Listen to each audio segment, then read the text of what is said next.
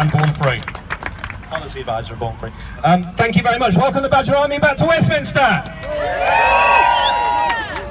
It has been a difficult few days, and we did think very hard about this protest, but as Simon quite rightly said, the attacks that happened here last week were the worst evil in our society, but you're the best, caring and compassionate people in our society, and we are here today to make democracy work for us. We won't let anyone terrorise us or anyone threaten us to stop that. Wouldn't you agree? Yes! It is the fifth debate we've had in this chamber over the last 4 years. We probably won't get a fundamental change here today, but it is so important that we keep telling the politicians, we keep telling the broader public and the media and the farming and veterinary industry that this policy does not work. This policy is cruel. This policy is ineffective, and it's costing a huge amount of money. Wouldn't you agree? Yes! Over the last 4 years, we've killed just under 15,000 badgers. None of them have been tested for TB. Nearly half of those animals have been killed by a free shooting method that the British Veterinary Association and the government's own independent expert panel says is basically unfit for purpose, is scientifically ineffective, and is terribly cruel, because many of those animals will take 5-10 minutes to die of multiple gunshot wounds, organ failure and blood loss. Do any of us think that's acceptable? No! It's an absolute national disgrace, and that's the message that we must keep getting across to our political leaders and to our farming and to our veterinary industry. We have no evidence that the government has given us to show that culling badgers makes any contribution to lowering bovine TB in cattle. Do any of us believe it's worth killing these animals anymore? No! We have farmers contact us at the Badger Trust saying, why are we wasting so much public money killing badgers that is obviously cruel, that is driving a wedge between the public and the farming industry at a critical time when, coming up to Brexit, the farming industry needs public support, when actually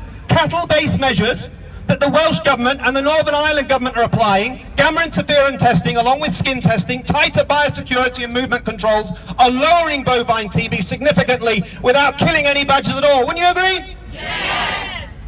So there are other methods we can use. But the problem is, this is not a science-based policy. Tomorrow you'll have some of the leading scientists coming together with Save Me and Brian May and others that work really hard to get them in one room, and I really admire them for that. But the trouble is, I don't think science is the answer to this, because it's a political issue. We must keep hammering on, of course we must. But remember, the decision to kill badgers was made by David Cameron in 2010 for short-term political economic interests. Nick Clegg signed up to it in the coalition agreement for short-term political economic interests.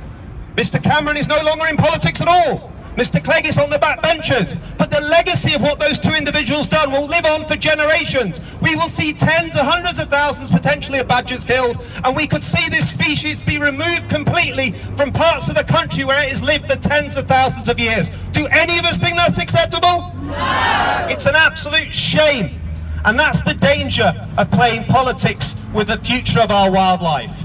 This is a battle. It's a long battle. You are going into the fields, you're coming into the streets, we're challenging in the courts. We continue to engage across this country, not just because of the badger, because the fight that we are facing today is the one about the future of our natural landscapes, about the future of our farming industry, and about the future of this green and present land that we want to defend against the certain individuals we saw here last week. Wouldn't you agree? Yes! That's why we're here. That's why it's so important that charities like the RSPCA and the Wildlife Trusts and Save Me and Animal Aid and all the other organisations you're familiar with continue to work together. Because united we're stronger, focused on those science arguments, those animal welfare arguments, and saying yes, we value the farming industry. We want to help farmers to do the right thing, but we don't want to produce food that's cheap, that comes at the cost of destroying our wildlife. We want food that's produced in a way that's an environmentally sustainable way, that puts value on our landscapes, puts values on looking after our animals. Wouldn't you agree? Yes! But I do have hope. I do have hope that the message is getting through. You know, I've written a book, many of you are familiar with Badger to Death, but I would like to say thank you to all of you. We raised nearly £4,000 in 5 days to send a copy of this book to every MP in that chamber. And the responses we're getting back from Conservatives, Labour, SNP members is very positive. And this book obviously was about my experiences with this, but it's about you as well. It's about the Badger Army. It's about the caring, compassionate people in this country that did not sit silent, that came out from all walks of life, from all ethnic groups and age groups, that unite this society, that this time is being divided by certain people. Because you know what? We're all united by a common cause. How we treat animals says an awful lot about how we treat each other. Wouldn't you agree? Yes. This country is a beacon to the rest of the world when it comes to animal welfare and wildlife protection. This debate is not going unrecognized in other parts of the world.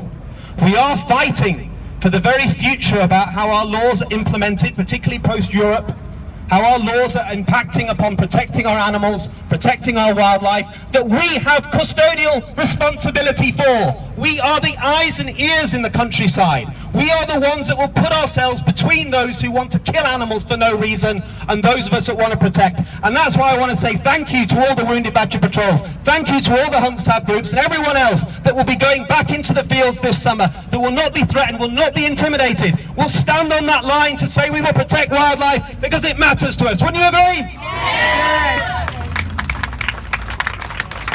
Keep on fighting. We're not going to go quiet. The Badger Trust is going to keep campaigning. Save Me, all the organisations, the Wildlife Trust, we will not stop, but we need your support. Keep getting involved with local badger protection groups. Keep getting involved in knowing where badger sets are, knowing the wildlife crime these poor species face, never mind from badger culling. There is so much we have to do day in, day out. Stay united, stay fighting. You're the best of British. I'm proud to be here, and we'll take that message into the chamber this afternoon. Thank you very much.